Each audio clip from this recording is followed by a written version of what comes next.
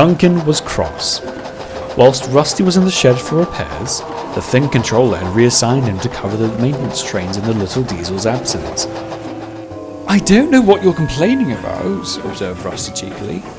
"I would have thought the slow pace of the maintenance trains would have given you the rest you claim to be so deprived of."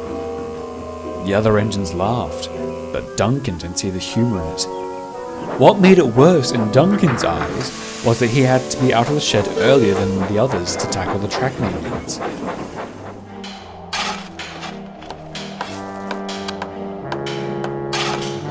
"It's utterly cruel for the Thing controller to send me out this early, and in this icy weather too," he complained. "I should still be in my nice warm shed." "That's enough," snapped his driver. "I don't like it any more than you, but we have a job to do. So, I don't want to hear any more of your whining today. Is that understood?" Duncan thought it best not to retort, and begrudgingly went about his work.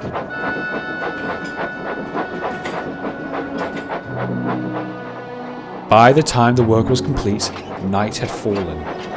Fog began to settle as Duncan brought the work train into the goods yard. The atmosphere suddenly grew colder.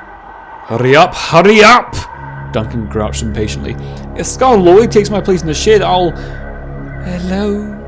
came a voice which echoed through the wind. Duncan's eyes darted around the yard. He looked over to the platform. There stood an old coach with a group of workmen. "Who are you?" asked Duncan. "My name's Agatha," came the reply. "We've been here for quite some time. Please, could you take us to the workstation so the men could meet their connection?" "Of course," Duncan obliged.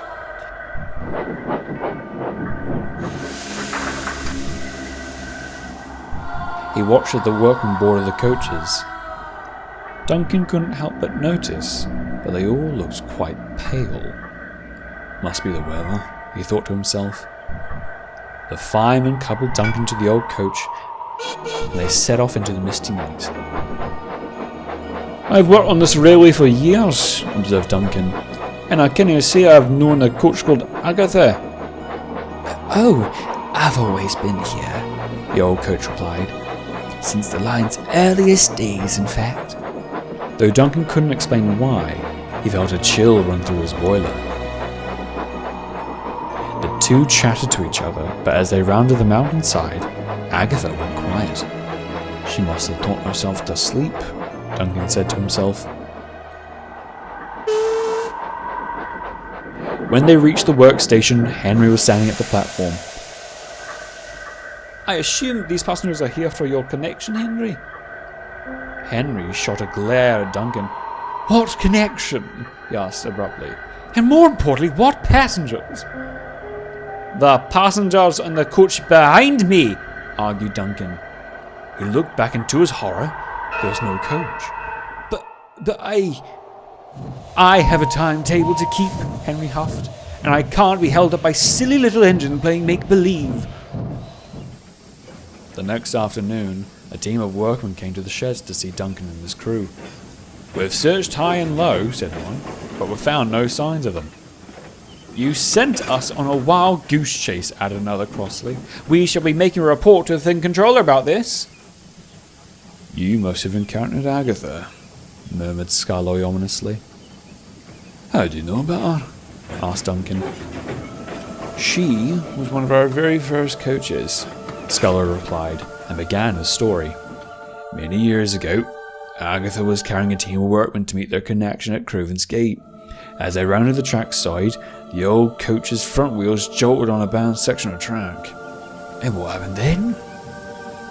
"Agatha and the workmen perished in the abyss," Scarlow continued. "As the railway was still in its early days, management felt any scandal would be bad for business, and covered it all up. It has been said that on cold, foggy nights, Agatha's spirit reappears, not out of malice or revenge, but to bring her passengers home, but she never makes it past the mountainside."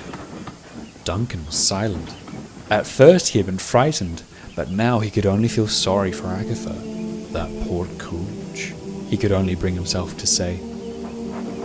Duncan has never forgotten his encounter. Often, when he would be working at night, he would glance around the yards wondering if Agatha would ever reappear, in the hopes that either himself or another engine could bring her ghostly passengers home. Well, I hope you enjoyed the video because it was not fucking made for kids.